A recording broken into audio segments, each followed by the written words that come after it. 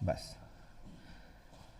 तो आज इस वीडियो को देखने के बाद आपको मनोविज्ञान का डर खत्म हो जाएगा। अगर आप इंटर का एग्जाम देने जा रहे हैं और मनोविज्ञान आपका विषय है तो इस वीडियो को देखने के बाद आपको मनोविज्ञान का कोई भी वीडियो देखने की आवश्यकता नहीं पड़ेगी, क्योंकि इसमें हम बढ़िया से समझाने जा रहे हैं कि मनोविज्ञान का कौन कौन ऐसा क्वेश्चन है जो बहुत ही बार पूछा गया है और इस बार चांस है।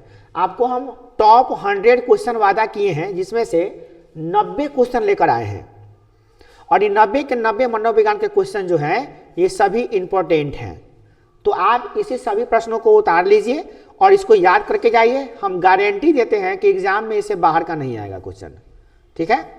चलिए, तो सबसे पहला क्वेश्चन क्या है, सृजनात्मकता क्या है। सबसे पहला क्वेश्चन है सृजनात्मकता क्या है। तो देखिए, सृजनात्मकता वह मानसिक क्षमता है जिसके द्वारा व्यक्ति नए मौलिक एवं उपयोगी विचारों, वस्तुओं या समाधानों का निर्माण करता है। मतलब क्या है बच्चों, एकदम सिंपल सी बातों को समझिए। सृजनात्मकता क्या है, आखिर है क्या। तो सृजनात्मकता का मतलब होता है एक मानसिक क्षमता है। ये पहले नंबर क्या बात कि सृजनात्मकता क्या है, तो एक मानसिक क्षमता है। अच्छा, कैसी मानसिक क्षमता है, मनुष्य की दिमाग की क्षमता है।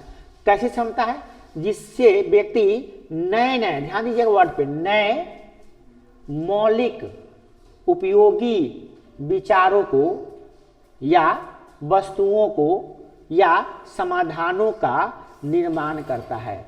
मतलब क्या हुआ, सृजनात्मकता हमारे दिमाग की वह क्षमता है जिससे हम नए नए चीज़ों का निर्माण कर पाते हैं, नए नए चीज़ों को सोच पाते हैं, नए नए तरीकों से समस्याओं को समाधान कर पाते हैं। ये दिमाग की हमारी क्षमता है, ठीक है। चलिए, दूसरा क्वेश्चन क्या है, बुद्धि किसे कहते हैं। अगला क्वेश्चन हम लोगों का है बुद्धि किसे कहते हैं। चलिए बच्चों देखते हैं, बुद्धि किसे कहते हैं।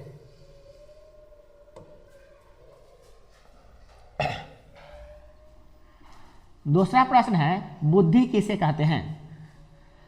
तो बुद्धि व्यक्ति की वह सामान्य मानसिक शक्ति है। बुद्धि क्या है, तो मनुष्य की मानसिक शक्ति है, दिमाग की शक्ति है, जिससे वह सीखता है कि तर्क कैसे करें।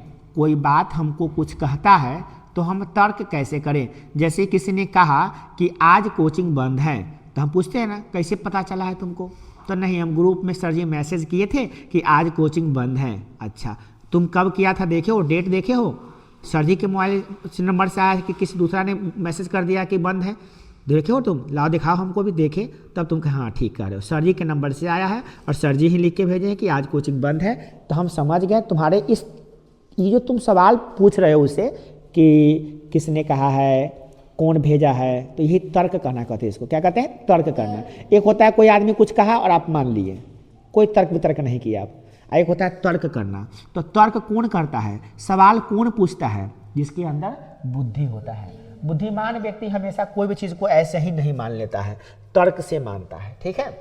कोई भी समस्या का हल करना है तो उसको अच्छा से हल कर पाता है वो बुद्धि से, और वातावरण से समायोजन कर पाता है। मतलब वातावरण कैसा है तो हम कैसा रहेंगे, यह भी समायोजित करने का क्षमता आता है। कब, जब वह व्यक्ति बुद्धि को अर्जन करता है।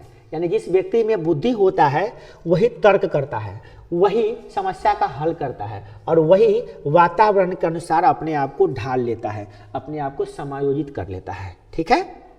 तो बुद्धि क्या है, तो बुद्धि मानसिक क्षमता है।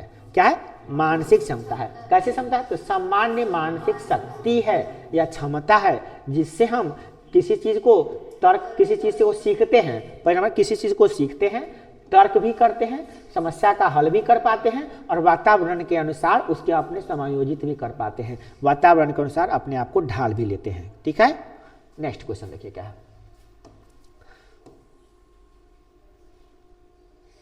अगला क्वेश्चन क्या है, सांवेगिक बुद्धि क्या है। सांवेगिक बुद्धि क्या है, इमोशनल इंटेलिजेंस क्या है। ध्यान दीजिएगा, कह रहा है सांवेगिक बुद्धि से तात्पर्य अपनी तथा दूसरों की भावनाओं को पहचानने। देखिए, एक बुद्धि इंसान के अंदर होता है, कैसा बुद्धि, जिससे वह ना दूसरों की भावनाओं को समझ पाता है, दूसरे के फीलिंग को समझ पाता है। यही बुद्धि कहलाता है क्या, सांवेगिक बुद्धि। सांवेगिक बुद्धि क्या होता है, तो किसी दूसरे व्यक्ति की या किसी दूसरे प्राणी के या कोई दूसरे जीव के, हाँ, उसके हम भावनाओं को समझ ले, उसके इमोशंस को जान ले, यही कहलाता है सांवेगिक बुद्धि।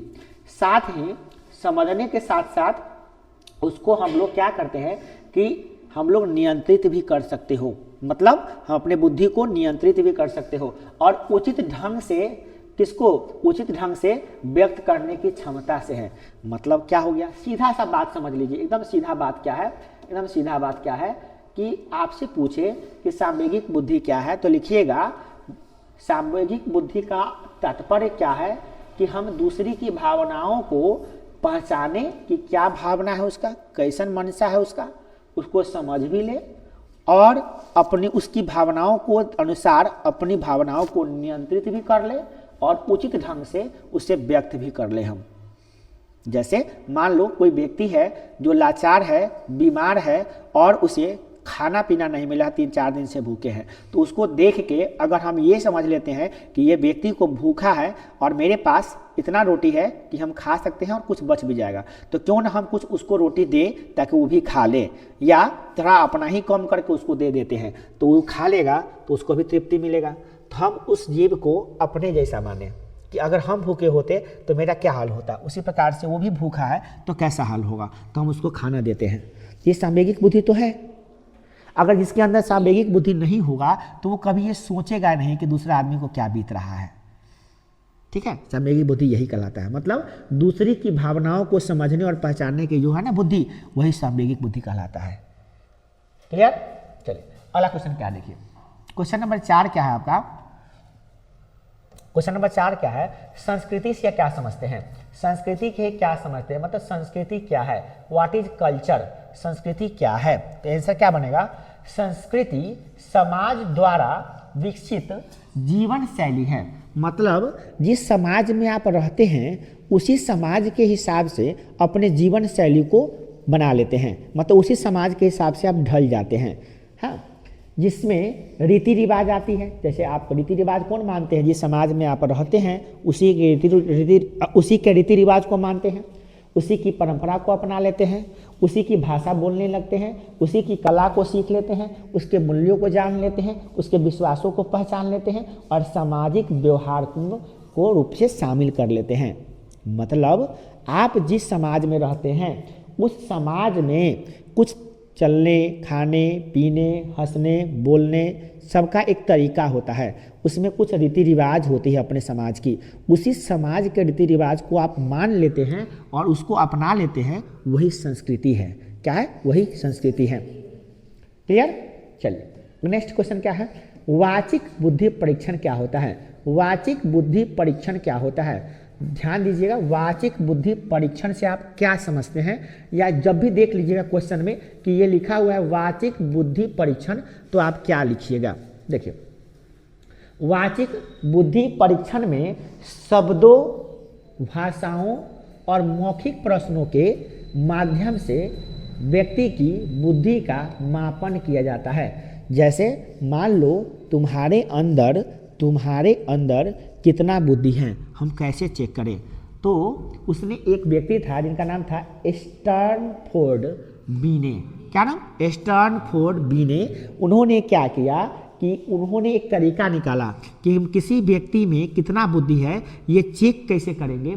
तो उसको हम कुछ शब्द दे देंगे तथा उसके भाषा का प्रयोग करवा के देखें, कुछ बात बोलवा के देखेंगे, या मौखिक प्रश्न उससे हम पूछेंगे और वो हमको जवाब देगा। उसी के आधार पे हम पता कर पाएंगे उसके अंदर कितना बुद्धि है और कितना बुद्धि नहीं है। उसे बोलते हैं वाचिक बुद्धि परीक्षण। क्या बोलते हैं? वाचिक बुद्धि परीक्षण। क्लियर? चलिए अगला क्वेश्चन है, अहम क्या है। अहम का मतलब होता है बच्चों ईगो। क्या होता है? ईगो। ईगो क्या होता है? हर इंसान को ना कुछ ईगो होता है और ईगो में कितने विद्यार्थी लोग ना चूर हो जाते हैं, और ईगो में चूर होना बहुत गलत बात है। ईगो में चूर होना बहुत ही गलत बात होती है इंसान के लिए, नहीं होना चाहिए, ईगो नहीं होना चाहिए। आज पढ़ते हैं हम लोग अहम क्या है, इसको पढ़ते हैं, अहम नहीं पढ़ते बच्चों, क्या पढ़ते हैं अहम, अनुस्वार को क्या पढ़ते हैं म, अहम क्या पढ़ते हैं अहम। अहम का मतलब क्या होता है ईगो, है ना। अब ये क्या होता है, एग्जाम में अगर पूछेगा तो कैसे लिखिएगा आप लोग, देखिए कह रहा है अहम व्यक्तित्व का वह भाग है, अर्थात इतना लाइन से हम ये समझे कि अहम क्या है, तो व्यक्तित्व का एक भाग है, पार्ट ऑफ आवर पर्सनालिटी, हमारे व्यक्तित्व का एक भाग है, जो इदम और पराहम के बीच का होता है। इसमें न तो इदम होता है न पराहम होता है, ये बीच वाला होता है। इदम आप जानते हैं 3 तरह का व्यक्तित्व होता है, इदम, अहम, पराहम। क्या होता है बच्चों, इदम, इदम, अहम, अहम और पराहम, अहम और पराहम, पराहम, पराहम। तो आप पता है ये सब पता है, फ्रायड से आप दिए थे व्यक्तित्व का लिखा है ना, इदम, अहम, पराहम में क्या होता है, इदम में क्या होता है, व्यक्ति बहुत मतलबी होता है, वो अपना काम को सिर्फ अपने से मतलब रखता है।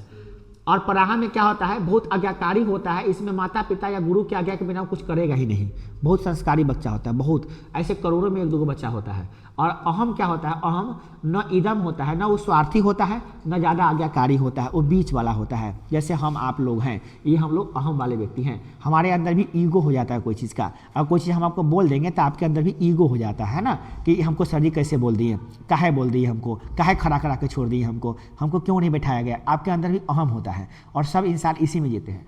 कोई बच्चे जो होते हैं ना पराहम वाले होते हैं, कोई बच्चे, ठीक है। तो समझ में आ गया, आगे देखिए बीच का चीज होता है। अच्छा, इसमें क्या होता है, वास्तविकता के अनुसार निर्णय लेने का कार्य करता है, मतलब जो वह वास्तविकता रूप से देखता है, समझता है, उसके अनुसार से निर्णय लेता है, वास्तविकता पे जीता है।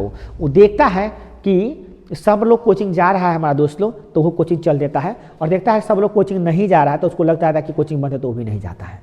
कहने का मतलब वास्तविकता के आधार पर जीता है। वो देखता है कि आइसक्रीम वाला जा रहा है तो उसको ललचाता है मन की आइसक्रीम खा ले, तो वो पैसा लेके जाता है, आइसक्रीम खरीद के खा लेता है, मगर जब तक पैसा नहीं मिलता तब तक नहीं खाता है।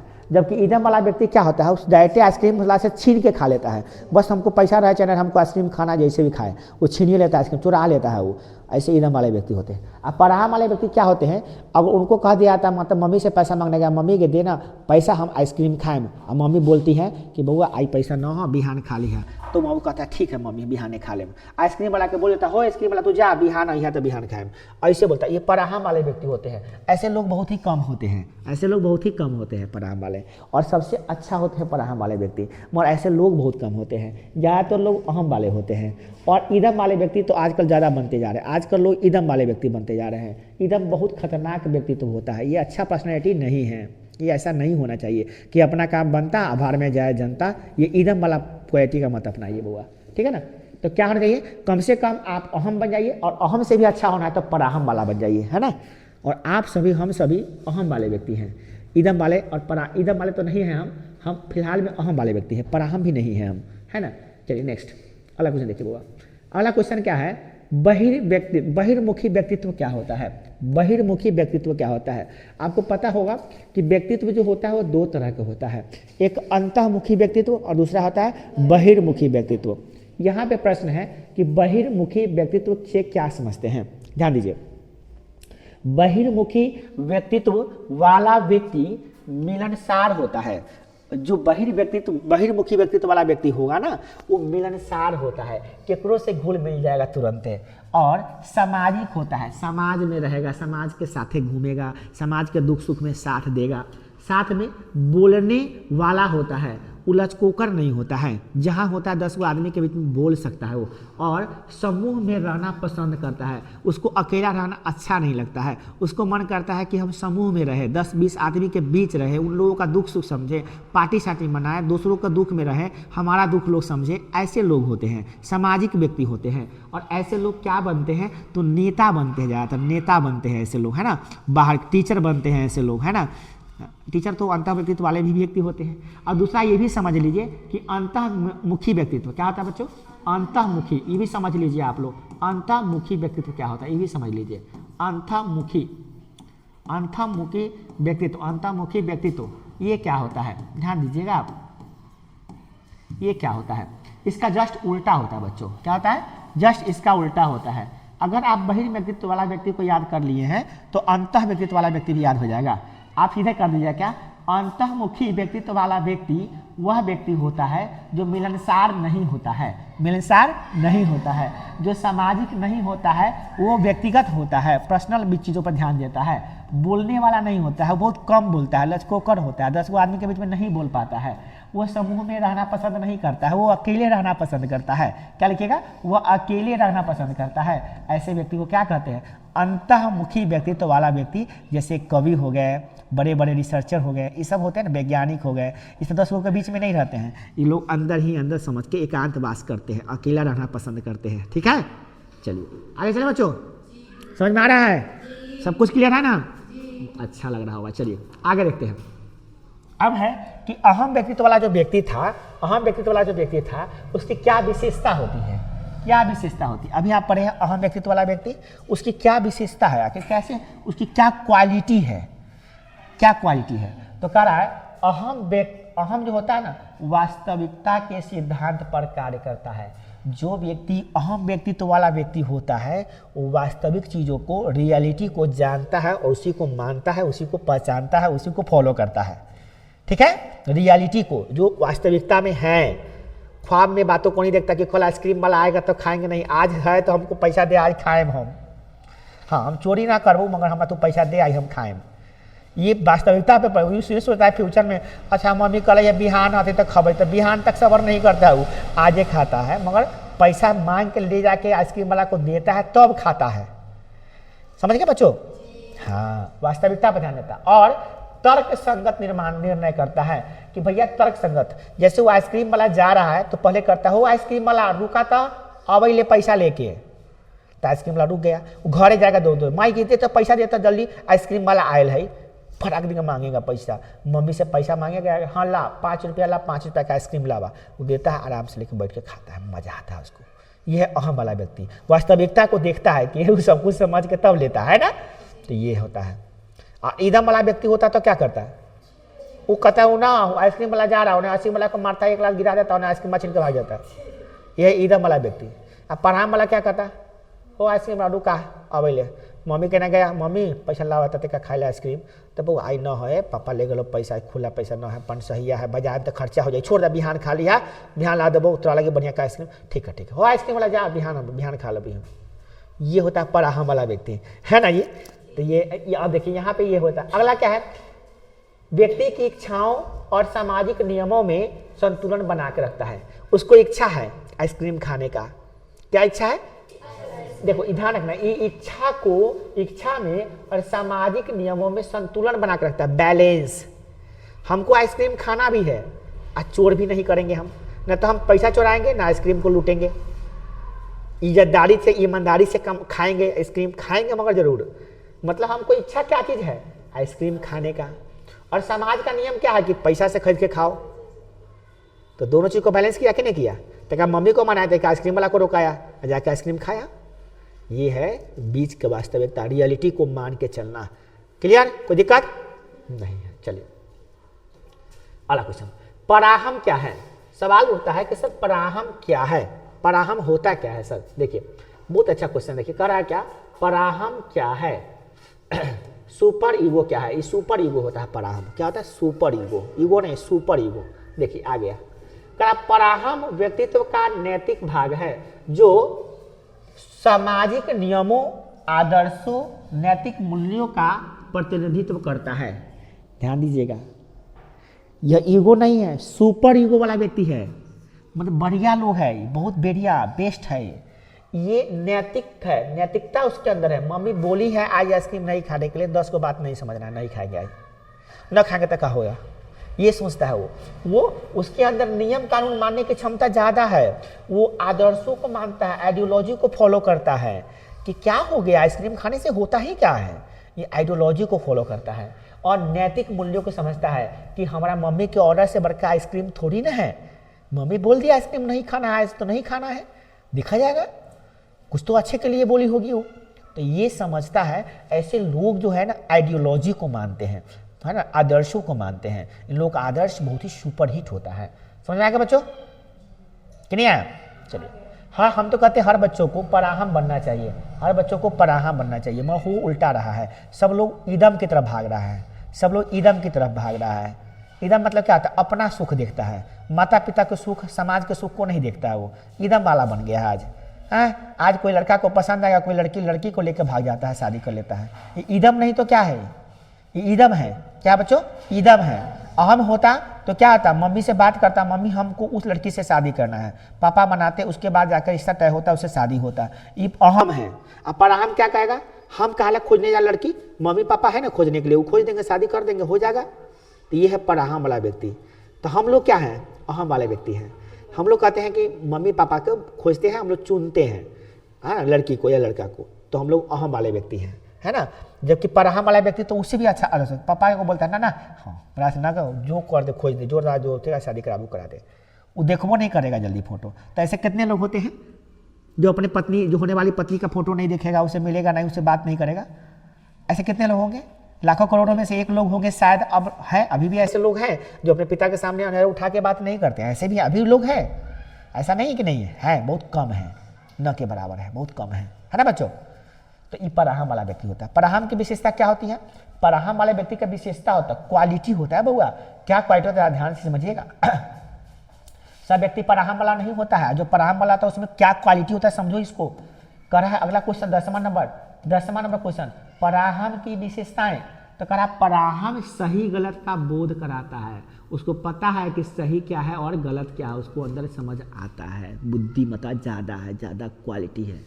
दूसरा, नैतिकता व्यवहार को समझता है कि हम अपने पिताजी के सामने जाकर लड़की चुनेंगे, हैं, इतना औकात हो गया हमारा, हमारे पिताजी है, सर्वोपरि है, वो जो कहेंगे वो हम मानेंगे। हमारे पिताजी हैं, हमारी मम्मी है, कोई बुरा तो नहीं सोचेगी, ऐसा तो नहीं हमारे लिए लंगड़ी लड़की शादी करा देगी, कन्ही लड़की से शादी करा देगी, ऐसा तो नहीं ना है जी। अगर करा रही है तो उसमें भी कुछ ना कुछ हमारा लाभ होगा। एक बात कह रहे हैं, कहीं ना कहीं माता पिता किसी के दुश्मन होते नहीं हैं, तो ये सोच के चलता है। अगला क्या हुआ? यह जो है ना, वह क्या करता है? व्यवहार पर ध्यान दीजिएगा, व्यवहार पर, कोई भी व्यवहार, नैतिक व्यवहार पर नियंत्रण रखता है। अपने जो बिहेवियर है उस पर नियंत्रण रखता है, कंट्रोल रखता है। Control your self, control my self, अपने आप पे नियंत्रण रखता है। और ऐसे व्यक्ति जो होते हैं ना, वो आदर्श आचरण करते हैं। क्या करते हैं बुआ? आदर्श आचरण करते हैं। वो गलत आचरण नहीं करते हैं, किसी भी काम को नहीं करते हैं जिससे किसी को ठोस पहुंचे। ऐसा कोई काम नहीं करते हैं जिससे माता पिता को सर झुका के जीना पड़े। ऐसा कोई काम नहीं करते हैं जिससे गुरु का अपमान हो। ऐसा कोई काम नहीं करते हैं जिससे किसी भी परिवार के सदस्यों को ठेस पहुंचे, समाज के लोगों को ठेस पहुंचे। ऐसा कोई काम नहीं करता है। ठीक से बैठिए, पराहम बनिए, ऐसा नहीं कीजिए, है ना। और प्रेरित करता है कि वो अच्छे काम करें, अच्छे कर्मों के लिए, दूसरे आदमी के लिए प्रेरणा देते हैं बच्चों, इंस्पायर करते हैं। जब ना वो बड़ा होता है ना, तो लोग कहता है देखो ना फलाना का बेटा कितना अच्छा है रे, कितना संस्कारी है रे, कितना अच्छा है, उसके अंदर कितना गुण है। अच्छाई के लिए लोग जाने जाते हैं, लोग उसकी प्रेरणा देते हैं, लोग उसकी मिसाल देते हैं। ऐसे लोगों की, समझ गए? ऐसे लोग बहुत कम होते हैं बच्चों, है ना। अगर ऐसा तुम बन जाते हो तो तुम अपने आप में एक सफल व्यक्ति हो, अपने आप में ही एक सफलता तुम्हारे अंदर है। मगर ये थोड़ा कठिन होता है, इतना आसान नहीं होता है। कोई चीज़ को समझना, किसी भावनाओं को समझना, कैसे किसी से बात करें, अपने माता पिता का सम्मान कैसे करें, अपने गुरुजनों का सम्मान कैसे करें। तुम यहाँ पे आए हो, क्या तुमसे वादा किए थे कि हम VVI क्वेश्चन बताएंगे ऑब्जेक्टिव सब्जेक्टिव वाला? नहीं बता किए थे, फिर भी हम तुम्हारे लिए काम कर रहे हैं। तो एक सम्मानजनक बातें हैं। हमको क्या जरूरी है काम करने को? कोई एक्स्ट्रा पैसा तो नहीं तुम दे रहे हो हमको कि सर गेसिंग कर दिए, बढ़िया तुम पढ़ाने का पैसा दिए, पढ़ा दिए। मगर नहीं, हम लोग का कर्तव्य होता है। हम लोग जानते हैं कि हमारे बच्चे हैं, अगर पढ़ के जाएंगे 2 नंबर ज़्यादा आ जाएगा तो कल हो कि मेरा ही प्रॉफिट होगा। और हमारे बच्चे अगर कहीं जाएंगे तो उनका भविष्य फ्यूचर 2 नंबर के लिए खराब नहीं होगा। 2 नंबर बढ़ जाएगा तो उनका फ्यूचर में बनल रहेगा। समझे बुआ? 2 नंबर के लिए कोई नौकरी नहीं लगता है, किसी का इंटरव्यू छूट जाता है, किसी को कुछ हो जाता है, कितना दुख होता है उस समय। तो अगर हमारे थोड़ा मेहनत करने से, एक रात जगने से अगर किसी बच्चा का 10 नंबर बढ़ जा रहा है, 20 नंबर, तो बहुत अच्छी बात है, हमारे लिए गर्व की बात है। तो ये एक सम्माननीय बात होगा। तो यही सब होता है बुआ। पराहम में लोग सोचता है, दूसरों के प्रति भी सोचता है। हम लोग पराहम की क्वालिटी को पुश करते हैं, हम लोग कोशिश करते हैं कि पराहम बन जाए। मगर भगवान बना दे तो ज़्यादा अच्छा है, मगर हम लोग पराहम बनने की कोशिश करना चाहिए सबको। ठीक है बच्चों, नेक्स्ट देखो अगला क्वेश्चन क्या है। अगला क्वेश्चन है क्या कि व्यक्तित्व होता क्या है भाई? ये व्हाट इज पर्सनालिटी? हम लोग हिंदी में, अंग्रेजी में बोलते हैं पर्सनालिटी। क्या बोलते हैं? पर्सनालिटी। व्यक्तित्व क्या होता है भाई? तो कह रहा व्यक्तित्व व्यक्ति के विचारों, भावनाओं और व्यवहारों का संगठित रूप है। मतलब आपका व्यक्तित्व क्या है, तो आप कैसा विचार है आपका, कैसी भावनाएं हैं आपकी, और कैसा व्यवहार है आपका दूसरों के प्रति, यही सब मिला के कहते हैं व्यक्तित्व। इसी तीनों को मिला के क्या कहते हैं, व्यक्तित्व कहते हैं। किसी चीज़ों का, विचारों का, भावनाओं का और व्यवहारों के मिले रूप को क्या कहते हैं, व्यक्तित्व कहते हैं। क्लियर? अच्छा, जो उसे दूसरों से अलग बनाता है, और यही व्यक्तित्व के कारण आप दूसरों से अलग हो जाते हैं। आप हैं, वो नहीं हो सकता। जैसे मेरे अंदर जो मेरा व्यक्तित्व है वो आपके अंदर नहीं है, और जो आपका व्यक्तित्व हो मेरे अंदर नहीं है। इसलिए हम हैं और आप हैं, और हम जो है वो आप नहीं हो सकते हैं, और आप जो है वो हम नहीं हो सकते हैं जल्दी, क्योंकि सबका व्यक्तित्व क्या है, वो अलग अलग है। समझ आ गया ना? यही व्यक्तित्व अलग अलग करता है इंसान का। सिर्फ नाक मुँह ही अलग नहीं होता है इंसान का, आदमी का व्यक्तित्व व्यवहार भी अलग होता है, सबका अलग अलग होता है बुआ। तो यही व्यक्तित्व हो गया, पर्सनालिटी हो गया। कोई दिक्कत नहीं? मजा आ रहा है? अब लग रहा है कि मनोविज्ञान आसान हो जाएगा हमारे लिए। चलिए 90 क्वेश्चन बताने वाले हैं बच्चों। 90 कितने? 90। चलिए अगला क्वेश्चन देखते हैं। आत्म क्षमता क्या है? आत्म क्षमता, सेल्फ एबिलिटी। क्या कहते हैं उसको? Self ability. आत्म माने मेरा, अपना, खुद का, क्षमता माने एबिलिटी। हमारे अंदर की क्या क्षमता है? आत्म क्षमता से आशय है व्यक्ति के उस विश्वास से है जिसके द्वारा वह अपनी योग्यता से किसी कार्य को सफलतापूर्वक कर सकता है। आपके अंदर वह विश्वास है। आत्म क्षमता क्या है? Self confidence. आपके अंदर वो सेल्फ कॉन्फिडेंस नहीं होगा तो आप कोई काम को सफलता से नहीं कर सकते हैं। जैसे आप सभी को इंटर में नंबर लाना है, अच्छा नंबर लाना है, आपका क्या चांस होना चाहिए, आप क्या एम होना चाहिए कि हमको 500 में 500 नंबर आए। ये लक्ष्य आपका होना चाहिए। होनी चाहिए कि नहीं होनी चाहिए? होनी चाहिए। और हम कहते हैं कि हम कोई कसर नहीं छोड़ेंगे 500 में 500 दिलवाने के लिए। हम ऑब्जेक्टिव सब्जेक्टिव सबका गेसिंग करवा रहे हैं इस बार। ऑब्जेक्टिव का रिवाइज करवा रहे हैं, सब्जेक्टिव का गेसिंग करवा रहे हैं, जो कभी नहीं करवाते थे। इतना आज हम इस बार मेहनत कर रहे हैं, हर साल से मेहनत कर रहे हैं। और आप लोग 500 में 500 हिट कर सकते हैं। थोड़ा मेहनत जम के कर लीजिए अभी से ना, आ जाएगा 500 में 500 नंबर।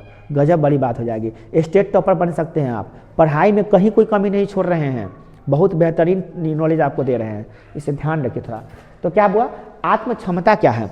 तो आपके अंदर पहले आत्म क्षमता होनी चाहिए कि सेल्फ कॉन्फिडेंस होनी चाहिए कि हम 500 में 500 नंबर ला के रहेंगे आज से। अगर आज से भी पढ़ लेते हैं, बोले ना आज से भी मात्र 21 दिन पढ़ लेते हैं, आप इतिहास बदल दीजिएगा। अपना इतिहास बदल दीजिएगा, और उसमें साथ हम देंगे आपको गारंटी। सभी विषय का निकाल रहे हैं वीवीआई क्वेश्चन। अब तो साथ है ना? आत्मविश्वास बढ़ रहा है कि नहीं बढ़ रहा है आपका? सेल्फ कॉन्फिडेंस आ रहा है अंदर से कि अब हम कर लेंगे। पास छोड़िए, सेकेंड छोड़िए, फर्स्ट डिवीजन छोड़िए, आप ये टॉप के लिए तैयारी कीजिए 21 दिनों में। जहाँ पे होगा तहाँ पे जाएगा ना, टॉप के लिए तैयारी कीजिए। एकदम जी जान लगा दीजिए, झोंक दीजिए आग में, इस आग में, तैयारी की आग में जितना ताकत लगाने लगा दीजिए। हम आपके पढ़ाने के लिए 3-3 घंटे 3-3 बजे तक पढ़ सकते हैं, तो नहीं तो आप अपने आप को नंबर लाने के लिए 3 बजे तक नहीं पढ़ सकते हैं, 12 घंटा नहीं पढ़ सकते, 14 घंटा नहीं पढ़ सकते हैं। कसम खा लीजिए आज से 14 घंटा पढ़ेंगे, कसम खा लीजिए एकदम। लगा दीजिए जिंदगी को। जिंदगी में क्या लेके आए हो, क्या लेके जाओगे, यही मेहनत रंग लाएगा तुम्हारा। और यही मेहनत करने का जज्बा तुम्हारे अंदर होगा ना, तो एकदम ताकत बनेगा तुम्हारे अंदर। और तुम क्या करोगे? सफलता प्राप्त कर लोगे, सफलतापूर्वक काम को कर सकते हो। कब? जब तुम्हारे अंदर आत्म क्षमता होगा। सेल्फ कॉन्फिडेंस नहीं होगा तो कहाँ से करोगे? आज हम पढ़ाने आए, सेल्फ कॉन्फिडेंस है पढ़ाने के लिए, क्वेश्चन कोई भी होगा बताएंगे तब ना, तब तो वही बात है। आत्म क्षमता का मतलब होता है कि आपके अंदर का विश्वास, और वही विश्वास से आप अपनी योग्यता के आधार पर अपनी क्षमता, आप 500 में 500 नंबर सोच लिए, तो आपको योग्यता मान लिए 450 नंबर का, तो 450 नंबर आएगा, कोई दिक्कत नहीं, मगर आएगा तो सही ना। मगर आत्मविश्वास खो दीजिएगा तो 450 नंबर आने वाला होगा, 300 से कम आएगा, 230 ही आएगा, 340 सेकेंड में पढ़ जाइएगा। तो पहले आपको क्या करना पड़ेगा? हाई लेवल कॉन्फिडेंस होना चाहिए। आपके अंदर जो योग्यता है उसके आधार पर आप तैयारी कीजिएगा, आपको सफलतापूर्वक काम को कर लीजिएगा और आपको नंबर आ जाएगा। जिस दिन मार्कशीट पर लिखा आ जाएगा तो उस दिन विश्वास हो जाएगा, सर जी सही कह रहे थे भाई।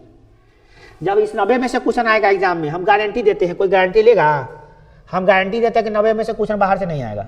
आप बोलो गारंटी 90। तुम एग्जाम देके आ जाना, कह देना कि सर जी 90 में से ना आया है, ऐसा हो नहीं सकता है। इतना कॉन्फिडेंस कैसे आता है बुआ? इतना आत्मशक्ति कैसे आता है? आत्मशक्ति से कहाँ से आता है? पढ़ने से आता है। पढ़े हैं तब ना बोल रहे हैं, ऐसे थोड़ी ना बोल देंगे खड़ा होकर जी इसके लिए खूब पढ़े, रात रात भर जग जग के पढ़े हैं, तब जाकर तुम तुम्हारे सामने बोल रहे हैं। सर्च किए हैं, खोजे, निकाले, बहुत सारा क्वेश्चन निकाले, तब जाकर तुम्हारा हुआ है। नेक्स्ट क्वेश्चन नंबर 13 क्या देखिए बच्चों, कह रहा है, अच्छा एक बात और है कि ये क्वेश्चन सब आपको कहाँ मिलेगा, तो ये सब आपको बढ़िया से लिखना होगा, बढ़िया से, और समझ समझ के याद करना होगा आज ही। देखिए आज कल में याद करना होगा आपको बढ़िया से। देखिए बच्चों, अगला है टाइप ए व्यक्तित्व क्या होता है। व्यक्तित्व आदमी का अलग अलग होता है, उसमें टाइप नाम दिया गया टाइप ए। टाइप ए क्या होता है, तो कह रहा है टाइप ए व्यक्तित्व वाले व्यक्ति अत्यधिक प्रतिस्पर्धा करते हैं, कंपटीशन ज़्यादा करते हैं। जो व्यक्ति टाइप ए वाले व्यक्ति होते हैं, टाइप ए वाले व्यक्ति क्या करते हैं, वो प्रतिस्पर्धा करेंगे, बड़ा कंपटीशन करते दूसरा से। देखिएगा वो पढ़ रहा था तो वो पढ़ने लगेगा, हाँ कंपटीशन करेगा। वो 4 घंटा पढ़ रहा तो वो 4 घंटा पढ़ेगा, वो 8 घंटा पढ़ा तो वो 8 घंटा पढ़ेगा, 10 घंटा पढ़ेगा तो वो 10 घंटा पढ़ेगा, कंपटीशन करता है वो, ठीक है। अच्छा, अधीर होता है, वो शांत नहीं बैठेगा, बहुत बेचैन रहेगा कि हम कितना जल्दी जल्दी काम कर लें, शांति से नहीं बैठेगा वो।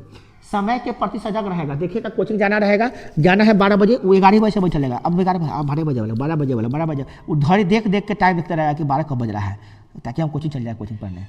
हाँ, वो अधीर होता है, वो जल्दी पेशेंस उसके अंदर नहीं रहता है, वो पहले ही सोचता है कि समय से पहले चल जाए, समय से जल्दी पहले ही चल जाए पढ़ाने। वो आएगा 12 बजे आया होगा, दिखाओ सर जी ना वाला है, को खनता तो सर जी को खनता, तो वो बेचैन हो गया होगा वो। तो टाइप ए वाला व्यक्ति है, क्या है वो, टाइप ए वाला। और कार्य के प्रति अत्यधिक तनाव महसूस करता है, अपना काम को टेंशनाइज होकर करेगा, आराम से नहीं करेगा, बहुत टेंशन है उसको काम करेगा, ना हमको करना है, बहुत चिंतित रहेगा अपने प्रति वो। ऐसे कहते हैं टाइप ए वाला व्यक्ति।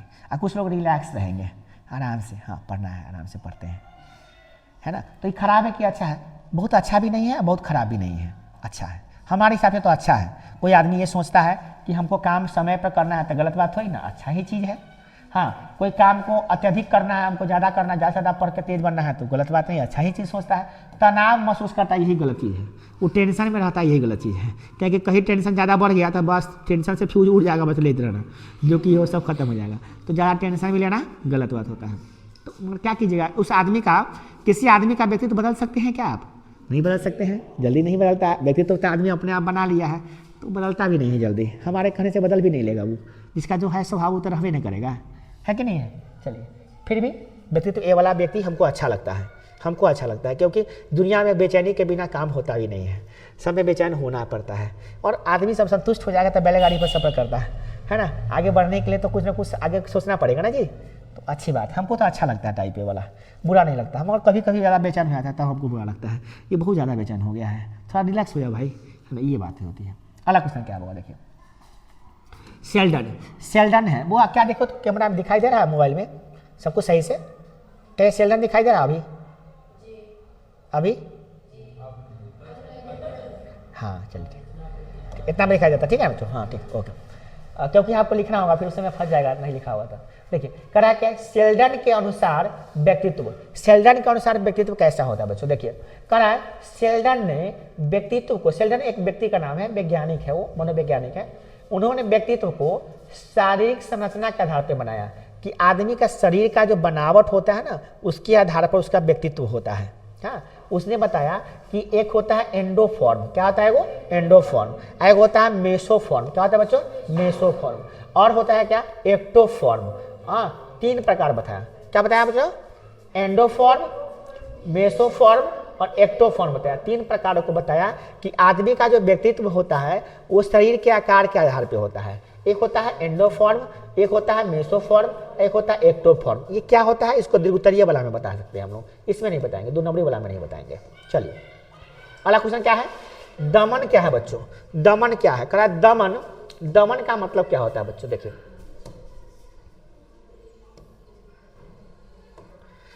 बात नहीं कीजिए, देखिए दमन क्या है, दमन होता क्या है। करा दमन एक रक्षा युक्ति है जिसमें व्यक्ति का अस्वीकार्य इच्छाओं और भावनाओं को अचेतन मन में दबा देता है। दमन, कोई चीज को मन में दबा लेना। दमन का मतलब क्या था बच्चा, कोई चीज को मन में दबा लेना। मन में ही रखना, मन में रख लेना है, उसको बाहर नहीं निकालना, बस मन में सोचे, मन में आया, मन में रह गया, वो किसी को हम कहे ही नहीं। सब इंसान के अंदर में ना कुछ चीज़ें दफन होती हैं, सबके हृदय में कोई बातें दफन होती हैं जो किसी से नहीं कहा है कि नहीं? यस कि नो? यस कि नो? बताओ, क्या तुम्हारे मन में कोई बातें दफन नहीं है? कोई राज ऐसा नहीं है जो तुम जानते हो और कोई नहीं जानता है? कोई राज ऐसा है कि नहीं है? बता दो, कितने ऐसे बच्चे हैं जिनके मन में कोई राज नहीं है? हाथ उठा दो। ऐसा कोई बच्चा है जिसके मन में कोई राज नहीं है, कोई बात छुपा के नहीं रखे हुआ है? हाथ उठा दो। ऐसा कोई इंसान ही नहीं है धरती पे। सबके अंदर कुछ राज है, वो दफन करके रखे हुआ है, और राज राज ही रहे तो ठीक है, बाहर ना आए तो यही ठीक है कि नहीं है? बोलिए, गलत कि सही? सही है ना जी? तो वही दमन कहता है, उसको क्या कहते हैं? दमन कर देना, दफना देना अपने दिल के अंदर। हाँ, क्या? तो दमन एक, जैसे आप कुछ चाहते हैं किसी को, है ना, जैसे कुछ बातें हैं जो आप कह नहीं पाते किसी को, कुछ है ना, मगर उस सबको कह भी नहीं सकते हैं, कहिएगा तो दिक्कत भी हो जाएगा, नहीं कहिए। अगला है, दमन एक रक्षा युक्ति होता है, इससे हम लोग अपने आप को दबा के रखते हैं। और दुनिया में हर चीज़ हर आदमी को कहना भी नहीं चाहिए, कुछ बातें दबा कर ही रखना सही होता है बच्चों। और वो बता दीजिएगा ना तो आप ही अपनी नज़रों में गिर जाइएगा और आपका वो रिस्पेक्ट करना छोड़ देगा बच्चों। बहुत दिक्कत हो जाएगा तुम्हारा ज़िंदगी जीना। सब कुछ तो सबको बताओ ही नहीं, चाहे कितना भी करीब क्यों नहीं हो, चाहे वो आपकी पत्नी क्यों नहीं हो। हम भी अपनी सब बातें अपनी पत्नी से नहीं बता पाए हैं, और हमको पता है कि हमारी पत्नी भी हमको सब बातें नहीं बता पाई होगी। और हमको तुम ये भी पता है कि तुम भी अपनी बातों को सब अपने पति को नहीं बता सकते हो, और तुम भी अपनी पत्नी को नहीं बता सकते हो। अगर तुम बता देते हो तो जान लेना उधर से रिश्ता खराब भी हो सकता है। लोग कहता है ना कि रिश्ते जो होते हैं सच के आधार पर टिके होते हैं। हम मानते हैं कि काफ़ी सच्चाई होनी चाहिए अपने में। जैसे आप शादी करने जा रहे हैं तो अपनी पत्नी को सब कुछ बताइए, मगर कुछ ऐसी बातें हैं जिनको आपको लगता है बताने से बात बिगड़ जाएगी, तो नहीं बताइए। मतलब मंदिर में ले आके माथा पर कसम हाथ रखवा देगा, बोली सच तो लेते रहिएगा। ऐसा नौबत नहीं आने दिया, मंदिर में वो जाएगी तो आप बाहर रहिएगा। हाँ, जब वो बाहर निकल जाएगा तो आप अंदर जाइएगा, बाहर रहिएगा। तो आज दूर दूर बना के रखिएगा, कोई माथा पर हाथ रखा कसम खाइए तो कोई लड़की से बोले थे कि ना आई लव यू, हमारा माथा आपको ले जाएगा लेने के दिन। कुछ था कि नहीं आपका कोई एक्स गर्लफ्रेंड तो दिमाग खुल जाएगा, तो दिक्कत हो जाएगा भाई। इसीलिए उसको ना ही बोले तो ठीक है, मतलब रिश्ता बिगड़ जाएगा, है कि नहीं ना? बात बात पे झगड़ा होगा तो ताना देगा आपको, है ना? तो ये बातें होती हैं। सबका एक अपना पास्ट होता है, उस पास्ट को लेना जरूरी है क्या? नहीं। रिश्ते बनाइए, है ना, पति पत्नी बनेगा, मगर हर चीज़ों को, कुछ चीज़ों को दमन करके रखिए। क्या चीज़ करेंगे? दमन कर लीजिए बच्चों, है ना। तो आपका पल पड़ते खुल जाएगा तो ले जाइएगा। चलिए नेक्स्ट देखते हैं। सब बातें तो अपने मम्मी पापा को भी नहीं बताए हैं आप, हैं, किसी को नहीं बताए हैं आप, किसी को नहीं बताए हैं। कुछ बातें को मन में रख लेते हैं। चलिए, सब रखता है, वो आप ही नहीं रखते, सब रखता है। गलत बात नहीं है, गलत बात नहीं है। सबको बताइएगा, आपका मजाक उड़ाएगा, वैसे अच्छा है कि बताइए मत कीजिए। चलिए, आपको यह कि कौन सा पाप कर लिए से मजाक उड़ाएगा, आपको ना लगता है? आपको ना लगता है?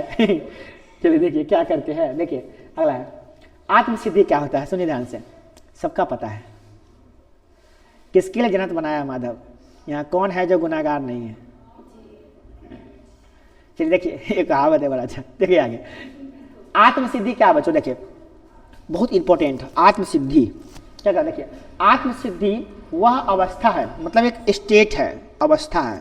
इसमें क्या होता है? जिसमें व्यक्ति अपनी सभी क्षमताओं और संभावनाओं को पूर्ण रूप से विकसित कर लेता है। मतलब जब आप जितनी क्षमता है उतना प्राप्त कर लिए। क्या प्राप्त कर लिए?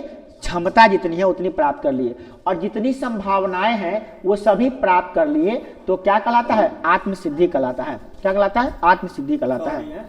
वो लाइव क्लास है, थोड़ा सा सॉरी बाद में आते हैं। हाँ सॉरी यार, कोई बात नहीं। ये क्या कहलाता है? हुआ आत्मसिद्धि कहलाता है। देखो ध्यान देना, क्षमताओं मतलब क्या था? मतलब आपके अंदर जितनी एबिलिटी है सब प्राप्त कर ली। जैसे आप ना बहुत 500 नंबर लाने वाले थे और 500 लाने के लिए पूरी ताकत लगा दी है। उसके बाद जितनी संभावनाएं हैं, जितना भी आप पॉसिबिलिटी, जितना मेहनत करना चाहते हैं उतना कर लिए, तो आप क्या प्राप्त कर लिए? आत्मसिद्धि। जैसे आप जो बनना चाहते थे वो बन गए, जो प्राप्त करना चाहते थे वो प्राप्त कर लिए, तो क्या हो गया? आत्मसिद्धि हो गया। जैसे आप चाह रहे थे, आपका एम था कि मेरा 490 नंबर आए, ठीक है, इंटर में, और आप उसके लिए मेहनत किया, आपको आ गया, और आपको ना गिफ्ट दे लोग, वो मोटरसाइकिल दे, कार दे, लैपटॉप दे, सब दे, और जो भी गिफ्ट मिला था वो आपको गिफ्ट भी मिल गया। जितना मीडिया चैनल है सब पे, मीडिया पे भी आ गए, आप न्यूज़ में भी आ गए, तो आपकी इच्छा पूरी हो गई। तो आपको क्या हो गया बाबा? आत्म सिद्धि हो गया, आपको मन खुश हो गया, आप सिद्ध हो गए, अपने आप को कर लिए। नहीं, इसे कहलाता है जो आपकी क्षमताएं हैं और संभावनाएं उसको पूरा रूप से कर लेते हैं, उसे क्या कहते हैं बच्चों? आत्म सिद्धि कहते हैं। कोई दिक्कत नहीं है? चलिए आगे देखते हैं। अगला क्वेश्चन क्या है? तादात्म्य क्या है बुआ? तादात्म्य क्या है? ध्यान दीजिएगा, तादात्म्य क्या है? चलिए, वर्ड क्या है? तादात्म्य क्या है? देखिए हम शॉर्ट में लिख दिए, इसमें प्रश्न जुड़ा है। तादात्म्य क्या है? तादात्म्य से क्या समझते हैं? तादात्म्य का क्या अर्थ होता है? तादात्म्य से क्या तात्पर्य है? और अर्थ रहता है। मत तादात्म्य देखिएगा, मार दीजिएगा आंसर, यही मार देना है आपको सीधा, है ना, कुछ भी रहे उसके आगे। आगे देखिए, तादात्म्य क्या है? तादात्म्य वह प्रक्रिया है जिसमें व्यक्ति किसी दूसरे व्यक्ति के गुणों, विचारों या व्यवहारों को अपनाकर अपने जैसा बना लेता है। अपने जैसा बना लेता है, अपने बनाकर अपने जैसा बना लेता है। ध्यान दीजिएगा, कहने का मतलब, तादात्म्य का मतलब होता है कोई व्यक्ति है, जैसे हम हैं, और हम क्या किए, हमारे टीचर हैं, वो पढ़ाते हैं, हम देखें वो कैसे पढ़ाते हैं, कैसे बोलते हैं, कैसे बच्चों को समझाते हैं, वो चीज़ को सीख लिए हम, ठीक लिए, और उसको अपनाकर हम भी अप्लाई कर लिए अपने आप पे। हम भी वैसे ही पढ़ाते हैं, बच्चों को समझाते हैं, बच्चों को सिखाते हैं, तो वो क्या हो गया? तादात्म्य हो गया। क्या हो गया? तादात्म्य। किसी के गुणों को या किसी के अवगुणों को भी सीख सकता है कोई आदमी, अवगुणों को भी सीख सकता है। तो कि कोई भी व्यक्ति का कोई गुण है चाहे अवगुण है, उसको आप सीख लेते हैं और सीख कर उसको अपने व्यवहार में शामिल कर लेते हैं, आप भी वैसा क्या करने लगते हैं, तो क्या कहलाता है बच्चों? यह प्रक्रिया क्या कहलाता है? तादात्म्य कहलाता है। क्या कहलाता है? तादात्म्य कहलाता है। कोई दिक्कत नहीं है। चलिए 17 नंबर क्वेश्चन हो गया। अब है 18 नंबर क्वेश्चन। अब क्वेश्चन है कि तनाव। क्वेश्चन क्या है बच्चों? तनाव। तनाव के उपाय बताए। जितना भी क्वेश्चन ऊपर बताए हैं सब चला गया ऊपर, ना बच्चों? पहले का वाला सब तब चलिए अब ध्यान रख रहे हैं, बीच में आना चाहिए, बीच में क्वेश्चन आता तो ठीक रहता, नहीं? चलिए क्वेश्चन क्या है बच्चों? तनाव से निपटाने का उपाय। तनाव है, टेंशन है, उसको खत्म करने का क्या उपाय होना चाहिए? तनाव को कम करने का उपाय क्या है? आप लोगों को टेंशन होता है कि नहीं होता है? होता है। चलिए टेंशन को हम खत्म करने का उपाय बता रहे हैं, उसको फॉलो कीजिएगा, टेंशन खत्म हो जाएगा आपका। कोई भी टेंशन, किसी भी चीज़ का टेंशन खत्म करने का तरीके क्या है बच्चों? है ना, सब देंगे आपको, घबराइए नहीं। तनाव से निपटने के लिए सबसे पहला क्या करिए? योग करिए बच्चों। क्या करिए? योगा। योगा होना चाहिए, पर डे योगा करिए 30 मिनट। ध्यान कीजिए बच्चों, ध्यान लगाइए कहीं एक बिंदु पर, एक जगह पे, एक फोटो पे, एक जगह पे। व्यायाम कीजिए, हर दिन पुशअप कीजिए, एकदम एक्सरसाइज वगैरह कीजिए, रोज एक्सरसाइज कीजिए। हाँ, सकारात्मक सोच रखिए, सोच नेगेटिव नहीं रखिए, पॉजिटिव थिंकिंग रखिए। हे हमसे हो जाएगा, हमसे काहे नहीं होगा, 500 नंबर काहे नहीं आएगा, न हम तो ना पढ़ते रहिए पहले से, अब हम पढ़े से केना आता, कोई बात नहीं है, हटाइए, नेगेटिव थिंकिंग है। अब तो पढ़ रहा है ना, अभी से पढ़ो, अभी से नंबर आ जाएगा। ये सकारात्मक थिंकिंग लाओ भैया। जब तक वो पॉजिटिव थिंकिंग नहीं लगा तो कैसे होगा? ठीक है ना? फ्लैक्चर ऐसे भूख भाग नहीं ना करी थे। देखिए क्वेश्चन है कि अवसाद क्या है? अवसाद किसे कहते हैं? करा है, अवसाद एक मानसिक रोग है, मानसिक बीमारी है। कैसी बीमारी है? मानसिक बीमारी, जिसमें व्यक्ति लंबे समय तक उदासी में रहता है, निराशा रहता है, थकान महसूस करता है और कोई चीज़ का इंटरेस्ट नहीं रहता है, कोई चीज़ अनुभव ही नहीं करता है, इंटरेस्ट ही नहीं आता आपको कोई चीज़ करने। जब आपको हमेशा क्या हो, लंबे समय तक उदास रह रहे हैं आप, निराश रहते हैं आप, थकान होते रहता है, काम करे जाने का थकान होते रहता है, नींद आवत रहता है आपको, और कोई चीज़ काम करने में इंटरेस्ट नहीं आ रहा है, तो समझ आइए आपको कौन चीज़ हो गया है? अवसाद की बीमारी हो गया है। क्या हो गया है? अवसाद की बीमारी हो गया है। अगर 1 दिन के लिए, 2 दिन के लिए, 3 दिन के लिए, 1 घंटा के लिए, 2 घंटा के लिए होता तब कोई बीमारी नहीं है, मगर लंबे समय तक यही हो रहा है तो आपको बीमारी हो गया है। कौन बीमारी हो गया है? अवसाद। जाके साइकोलॉजिस्ट से चेक करा लीजिए, साइकिस्ट होते हैं पटना, दिल्ली, मुंबई में होते हैं, वहाँ से चेक कराइए, आपको बीमारी ठीक करेंगे। समझे? अगला क्या है बुआ? दुश्चिंता क्या है? क्या क्वेश्चन है? दुश्चिंता क्या है? अच्छा देखिए, दुश्चिंता क्या? दुश्चिंता कह रहा है, दुश्चिंता अत्यधिक और निरंतर चिंता की अवस्था है। मतलब दुश्चिंता माने चिंता ही है, चिंता को ही क्या कहते हैं? दुश्चिंता। मगर ज़्यादा चिंता हो तब, ज़्यादा चिंता हो तब, और लगातार रहे बहुत दिन तब। तय देर के लिए चिंता कोई चीज़ का हो रहा है, जैसे एग्ज़ाम का चिंता हो रहा है आपको, तो आपको दुश्चिंता नहीं है, ये लंबे समय के लिए नहीं है, 1 महीना के बाद खत्म हो जाएगा, है ना। यहाँ एग्ज़ाम देके आइएगा सब टेंशन खत्म, एकदम टेंशन फ्री रहिएगा आप, बिंदास, है ना। तो ये हो गया आपको दुश्चिंता, उसको नहीं करना। लंबे समय तक कोई चीज़ सोच के आप चिंता में रहते हैं, चिंता करते हैं लंबे समय से, 10 साल 5 साल से कर रहे हैं, 2 साल से 3 साल से कर रहे हैं, तो वो दुश्चिंता है, ये खतरनाक है। हाँ, और जानते हैं इससे क्या होगा, ये भय कर देगा और तनाव कर देगा, आपको टेंशन में जी आएगा, और भय, हमेशा आप डरते रहिएगा, भयभीत रहिएगा, डरपोक बना देगा आपको, बेवजह डरते रहिएगा आप। समझ गए बच्चों। चलिए अगला क्वेश्चन क्या देखिए, मानसिक रोगी का पुनर्वास कैसे होता है बच्चों। मानसिक रोगी अगर कोई है तो उसको पुनर्वास कैसे होता है, पुनः उसको कैसे बसाया जाए। कोई मानसिक रोगी है, कोई क्या है, मानसिक रोगी है, तो उसका पुनर्वास कैसे होता है बच्चों, पुनर्वास कैसे होता है, मानसिक रोगी का पुनर्वास कैसे होता है। मान लो सब आदमी तो मानसिक रोगी नहीं होता है, कोई कोई लोग मानसिक रोगी होता है, उसको मेंटली कोई प्रॉब्लम हो गया, तो क्या उसको फिर से घर बसाना इतना आसान होता है क्या, नहीं होता है, मगर उसमें वापस लाना भी तो जरूरी है। कोई आदमी मानसिक बीमार हो गया तो क्या छोड़ दोगे उसको, तो उसको लाओगे ना। देखो तो कह रहा है मानसिक रोगी का पुनर्वास चिकित्सा माने इलाज, परामर्श यानी कि सजेशन, प्रशिक्षण यानी कि ट्रेनिंग, और सामाजिक सहयोग द्वारा उन्हें सामान्य जीवन में वापस लाने की प्रक्रिया है। कोई आदमी का दिमाग खराब हो गया था, कुछ पागलपन हो गया था, या कोई गलत चीज़ उससे के साथ हो गया था, वो पागल जैसा बिहेव कर रहा था, तो उसको मानसिक रोगी हो गया। वो यूँ कह लीजिए कोई पागल हो गया, पागल वाला को क्या कहते हैं, मानसिक रोगी। तब पागल हो गया तो पुनः वह सामान्य जीवन में कैसे आएगा, कैसे फिर से नॉर्मल हो जाएगा, ऐसे हो जाएगा क्या, नहीं। उसके लिए 4 चीज़ करना होगा। क्या चीज़ करना होगा बच्चों, चिकित्सा, उसका इलाज करा लीजिए। दूसरा परामर्श, अच्छे लोगों से उसको परामर्श दिवाइए, सजेशन दिवाइए, अच्छा से सजेशन दीजिए उसको कोई काम करने का।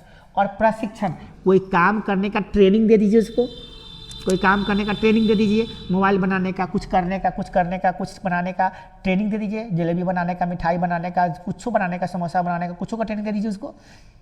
ट्रेनिंग मिलना चाहिए उसको काम का, ताकि काम में दिमाग इंगेज हो जाएगा, ठीक है।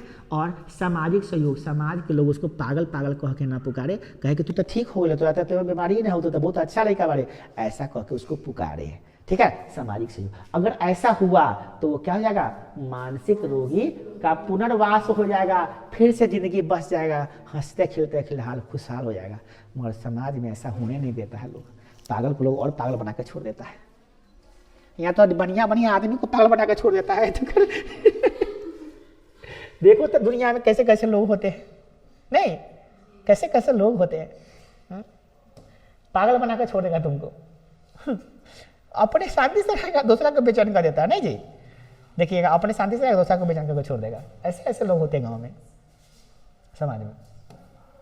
अगला क्या है, विषाद क्या होता है, विषाद मतलब होता है गहरा और बहुत लंबे समय तक कोई दुख होता है ना, उसे विषाद कहते हैं। जैसे विषाद क्या है, तो गहरी और दीर्घकालिक उदासी, वैसा उदासी जो गहरा है और दीर्घकालिक है, ऐसी उदासी की अवस्था को क्या कहते हैं, विषाद कहते हैं। क्या कहते हैं, विषाद कहते हैं। जिसमें इसमें क्या होता है, विषाद में व्यक्ति मानसिक रूप से कमजोर हो जाता है, उसका दिमाग बहुत कमजोर हो जाता है, सोचते करता कुछ नहीं है, खाली दिन भर सोचते रहता है, और सोच के दिमाग कमजोर कर लेता है। बहुत लोग ऐसा होता है, खाली सोचेगा, करेगा नहीं कुछ, खाली सोचेगा, और निराश रहता है, और निराशा अनुभव कर करके वो निगेटिविटी दिमाग में फैला लेता है, और उसका दिमाग इतना कमजोर हो जाता है कि पढ़ने में तो कमजोर होता ही है, और उसके दिमाग में कीड़ा घुस जाता है कि हमसे थोड़ी ना होगा, हम नहीं कर सकते हैं, ऐसा घुस लेता है। और ऐसे लोग बहुत फेलियर हो जाते हैं। तो कृपया करके आपके अंदर में विषाद है तो उसको निकालिए, जड़ से उखाड़ के फेंक दीजिए विषाद को। अगला देखिए, मानसिक दुर्बल बालक की विशेषता क्या है। काजल आप घबराइए नहीं, आप परेशान में नजर आ रहे हैं, आपको मोबाइल नहीं है बुआ, घबराइए नहीं, आप परेशान नहीं, आपको हम कॉपी दिलवा देंगे, लिखवा देंगे, घबराइए नहीं। जब इतना सोचे तो सबके लिए सोचे, जाए दीजिए, लिखिए नहीं आप, देखिए कोई बच्चा लिख रहा है पीछे से, कुछ लिख रहे हैं वो आप नहीं लिखे, छोड़ दीजिए। परेशान नजर आ रही है इसलिए बोल रहे हैं, परेशान नहीं होइए, अभी फिलहाल से समझिए, उसके बाद लिखवाना, नहीं लिखा तो जिम्मेदारी है ना, लिखवाएंगे ना, बीवीआई क्वेश्चन है ये, सबको लिखवाएंगे, मार के पीट के प्यार से जैसे भी सबको समझा के लिखवाएंगे कि सबको। देखो अगला है मानसिक दुर्बल बालक की विशेषता क्या है वो? जो मानसिक दुर्बल होते हैं ना उसके क्या विशेषता होता है, ध्यान से सुनिए। मानसिक दुर्बल बालक में सीखने की गति धीमी होती है। जो मानसिक रूप से कमज़ोर होते हैं वो बहुत धीरे धीरे सीखते हैं, और बुद्धि कम होती है। बुद्धि क्या होता है उसमें? कम होता है। और सामाजिक समायोजन कठिनाई होती है। सामाजिक समायोजन में क्या होती है? कठिनाई होती है। अब ये सर सामाजिक समायोजन क्या होता है? दिमाग में आ रहा है ना कि सर सामाजिक समायोजन में कठिनाई होता है, तो ये होता क्या है? समाज के अनुसार ढल जाना। समाज के अनुसार ढल जाना ही क्या कहलाता है? तो जो कमजोर बच्चा, मानसिक रूप से दुर्बल बालक होगा ना, वो समाज के हिसाब से जल्दी चलवे नहीं करेगा। समाज कहेगा आए करने के लिए, वो टाएँ करेगा। वो कहेगा उत्तर चलो, वो दक्षिण चलेगा। कहेगा छठ घाटे जूता पहन के ना जाओ, तो जूता पहन के जाएगा। वो कहेगा प्रणाम करो पानी में घुस के, तो बाहर से प्रणाम करेगा। माने हर काम उल्टा से करेगा वो। सामाजिक दुर्बल होते हैं ऐसे लोग। चलिए बुआ, और कुछ क्या है? मदपानता विकार क्या है? मदपानता विकार बहुत लोगों में आ रहा है अभी। वो क्या है बच्चों? ये इतना खतरनाक होता है कि पूछो मत। ये कह रहा है मदपानता विकार, दारू शराब पीने का विकार। ये क्या होता है? मदपानता विकार वह अवस्था है जिसमें व्यक्ति शराब पर अत्यधिक निर्भर हो जाता है। जैसे मेरे भाई साहब जी, उनका तबीयत खराब होने का कारण यही है, मदपानता विकार है उनको। क्या है बच्चों? मदपानता विकार है। वो दारू पीने से बाज नहीं आते हैं, ये इसी कारण से हो जाता है बच्चों। जो व्यक्ति, ध्यान दीजिएगा, जो व्यक्ति दारू पीने के आदी हो जाता है और दारू पिए बिना नहीं रह सकता है, उसे क्या कहते हैं? मदपानता विकार है। और वह शराब का आदी हो जाता है और उसे क्या कहता है? और उसे छोड़ नहीं पाता है। कितना भी कोशिश कर लो वो सबको छोड़ देगा, मगर वो दारू को नहीं छोड़ेगा, है ना। पारो ने कहा शराबों को छोड़ दो, शराबों ने कहा दुनिया ही छोड़ दो। माँ ने कहा पारो को छोड़ दो, माँ ने कहा पारो को छोड़ दो। एक देवदास थे, नाम सुने हैं? देवदास एक लड़की से प्यार करते थे, उनका नाम था पारो। क्या नाम था? पारो। तो कि माँ कहती थी देवदास के, क्या कही थी? तो वो अपने दोस्त को कहा, देवदास अपने दोस्त को कहा, अरे माँ ने कही पारो को छोड़ दो, माँ ने कही पारो को छोड़ दो, पारो ने कहा शराबों को छोड़ दो। पारो ने क्या कहा? शराबों को छोड़ दो, और शराबों ने कहा साला दुनिया ही छोड़ दो।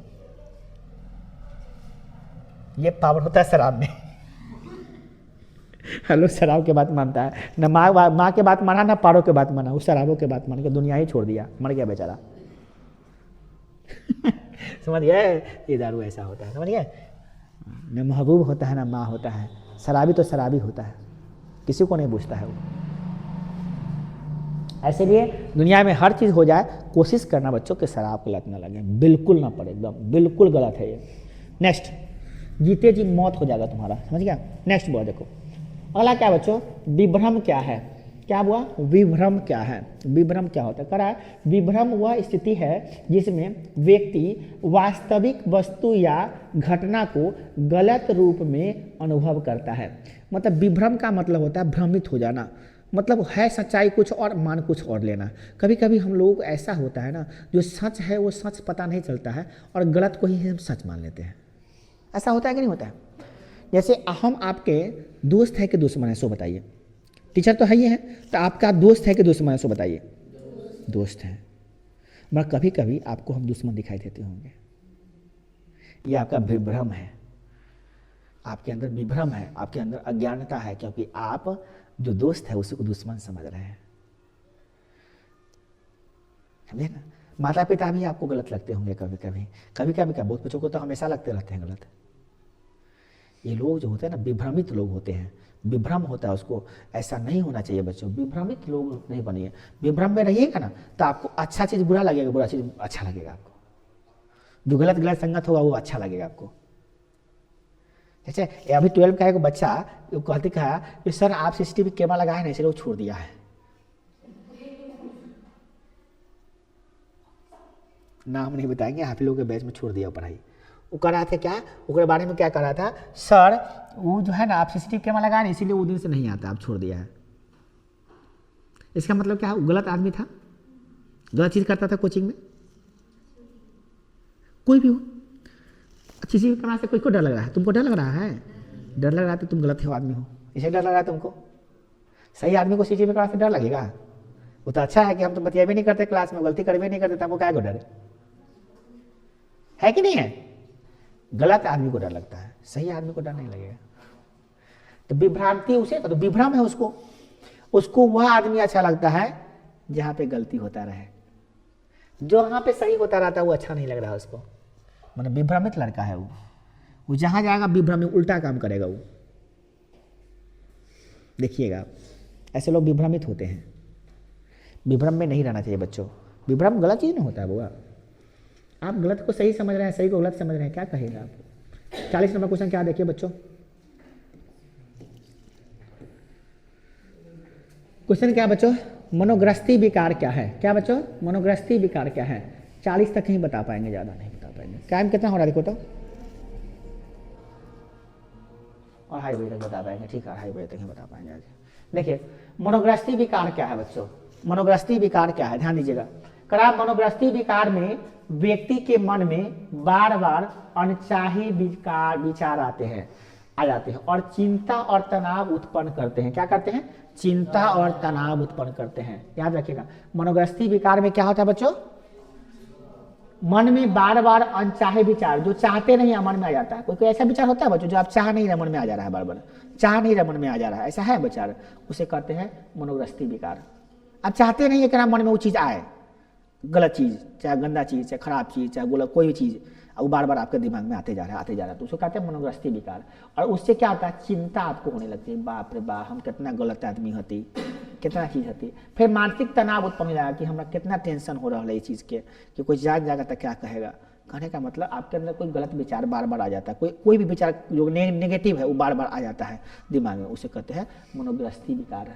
ये बीमारी है और ये काहे होता है, गलत लोगों के साथ रहने में, गलत चीज़ों को सोचने से ऐसा मनोग्रस्ती विकार हो जाएगा। इसीलिए गलत लोगों से दूरी बना के रखिए, गलत चीज़ें नहीं कीजिए, गलत चीज़ मत खाइए, गलत चीज़ मत देखिए, गलत चीज़ मत सुनिए, गलत चीज़ मत पढ़िए, गलत से दूर रहिएगा तो मनोग्रस्ती विकार आपको नहीं होगा। तो आप स्वस्थ रहिएगा, मस्त रहिएगा, हिस्ट रहिएगा, पुष्ट रहिएगा, शरीर भी स्वस्थ रहेगा आपका, ताकत रहेगा आपके अंदर, एनर्जी बचल रहेगा आपका। समझ गए? तो आज बताए 40 क्वेश्चन, कम से कम 40 नहीं 50 बताते, कल 40 बता देंगे, 10 और बताते हैं। अगला देखिए क्या है, मनोग्रस्ती विकार क्या होता है, ध्यान दीजिए। 10 और बता देते हैं, 50 आज बताएंगे, 40 कल। देखिए मनोग्रस्ती विकार क्या होता है, मनोग्रस्ती से तात्पर्य ऐसे अनचाहे बार बार आने, ये तो हुई है क्या ना, मनोग्रस्ती नहीं था, जो बार बार आते हैं, जो वृक्षों को रोक नहीं पाते हैं, ये ना बताया अभी, दूधू को दे दिया है। मनोग्रस्ती विकार दोनों बात एक ही है, ठीक है। अगला क्वेश्चन देखिए क्या है, दोनों एक ही है, दे दिया, ठीक है। अगला क्वेश्चन क्या है, मनोग्रस्ती और बाध्य, ध्यान दिए, मनोग्रस्ती और बाध्य व्यवहार में क्या अंतर है, बाध्यता व्यवहार में क्या अंतर है। देखिए बाध्य व्यवहार में दो बातें समझिएगा, दो बातें यहाँ पे, पहला क्या हुआ मनोग्रस्ती और दूसरा क्या हुआ बाध्य व्यवहार, इन दोनों में क्या अंतर है, क्या अंतर है। तो मनोग्रस्ती का मतलब बता दिए, वैसा मन में विचार आना, जो अनचाहे विचार आना, जो हम नहीं चाहते हैं फिर भी मन में आ जाता है, उसको क्या कहते हैं मनोग्रस्ती। मनोग्रस्ती विचार से संबंधित होता है, ये विचार है आपके मन में बार बार आ जा रहा है।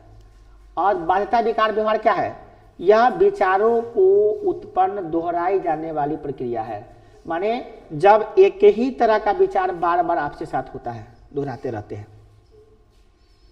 बाध्यता विकार है। कोई एक ही चीज जो बार बार दोहरा रहा है, जैसे बार बार आप इसे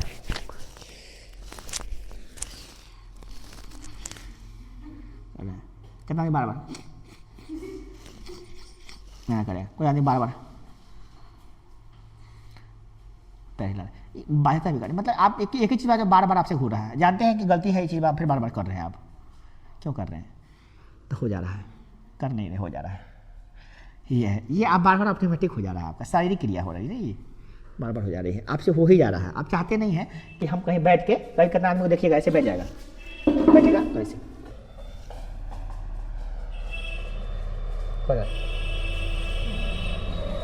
क्या कर रहे हैं भैया, नहीं ऐसा हो जाता है, वो चाहता नहीं है, जानबूझ के नहीं चाहता है वो, ये हो जा रहा है। ये बहुत प्रकार की बीमारी नहीं है, ऐसे बहुत पता है, ये बहुत जरूरी भी चीज़ होता है, ऐसा हिलाते रहते हैं ना, ऐसे ऐसे करते रहते हैं ऐसे ऐसे, तो ऐसे आपको एनर्जी खपत होता रहता है और मोटापा कम होगा आपका। अब ज़्यादा एक ऐसे बैठा रहता है मूर्ति दिखाना, तो उससे मोटापा बढ़ भी सकता है, चर्बी बनता है, चर्बी उतने में बन जाता है, गलत चीज़ नहीं, हालांकि बीमारी है। 10 आदमी के बीच में बैठेगा तो आपको और फील होगा, है ना, कभी कभी आपको बेइज्जत भी करा देगा ये चीज़, है ना। तो थोड़ा सा ये है, बीमारी हमारा गलत चीज़ नहीं है, साथ में गुनाह थोड़ी नहीं है ये सब चीज़। कोई आदमी बार बार ऐसे ऐसे कर रहा था कि गुनाह हो गया क्या, कोई गुनाह हो गया क्या, नहीं है, कोई गुनाह नहीं है। तो कोई बात बोल के ना उसको हंसा दे, उसको हंसा देते, हंसाओ नहीं, ये देखना है कथी ले वो हंसती रहती ना, खुद हंसी था। अरे देखे तो तोरा हम वीडियो दिखा देबो ना, तोरा रुक तो रुक जाइए, आई ए 2-3 गोरा रुक जाइए, ओरा दिखा देबो वीडियो हम कथी कथी करै छी।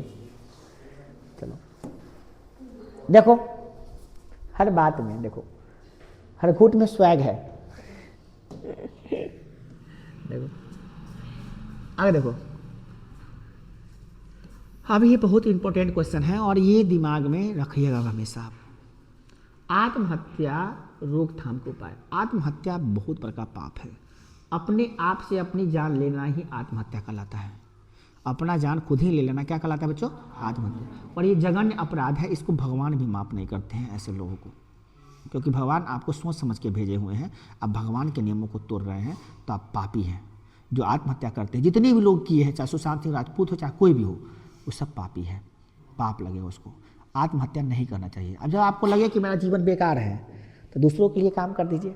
जैसे आपको क से अ तक आता है ना, आता है, दुनिया में ऐसे बहुत बच्चे हैं जिसको क से अ तक नहीं आता है, जाकर उनको फ्री पढ़ाइए। आपको आत्महत्या करने का मन कर रहा है, गाँव छोड़ दीजिए, आप घर से भाग जाइए उन बच्चों को जाकर झोपड़ी में पढ़ाइए जो बच्चों को क नहीं आता। फ्री में स्कूल खोलिए कि यहाँ क से अ तक सिखाई जाती है फ्री में। बच्चा 50-60 को आएगा, पढ़ेगा फ्री में, आपको खाना पीना दे देगा, वो ऑटोमेटिक हो जाएगा आपका।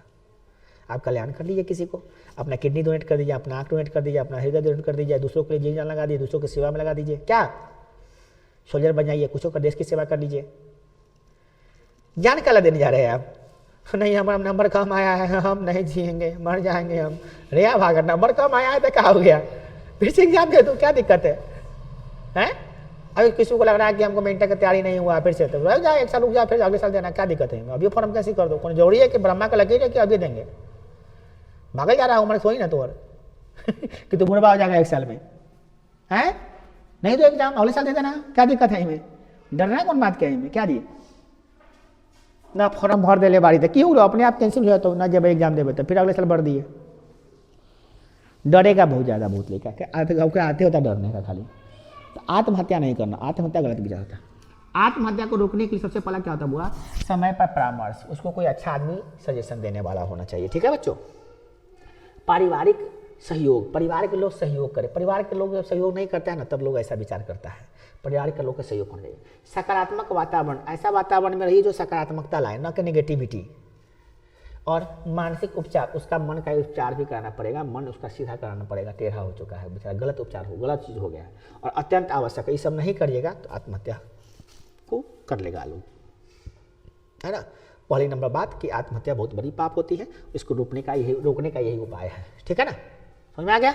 चलिए अगला है औसत चिकित्सा कैसे करते हैं। औसत चिकित्सा क्या है बच्चों?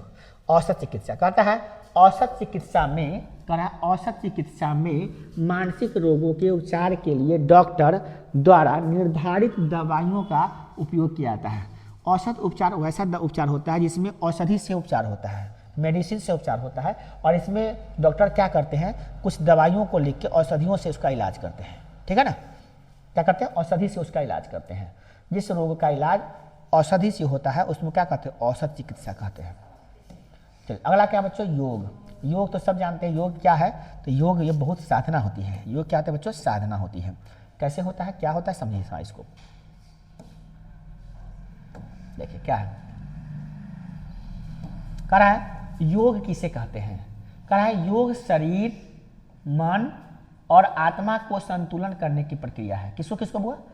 शरीर को, मन को और आत्मा को जब हम संतुलित करते हैं, बैलेंस करते हैं, शरीर में मन, मन में शरीर और आत्मा भी शुद्ध हो जाए और सब एक दूसरे से मिलजुल के काम करे तो योग होता है। जब हम योगा अभ्यास करते हैं, योग में बैठते हैं तो ये सब चीज़ें हमारा मन तन सब स्वस्थ होता है। चिंतन करते हैं तो बच्चों, आप लोगों में से कोई बच्चे योगा करते हैं क्या? योगा करिएगा ना तो आपको बुद्धि बहुत ज़्यादा तेज हो जाएगा अचानक। हम बराबर करते थे योगा, हम जब विद्यार्थी थे तो हर दिन योगा करते थे लगभग, अब नहीं कर पाते हैं। मगर हम सोच रहे हैं कि योगा शुरुआत करें फिर से।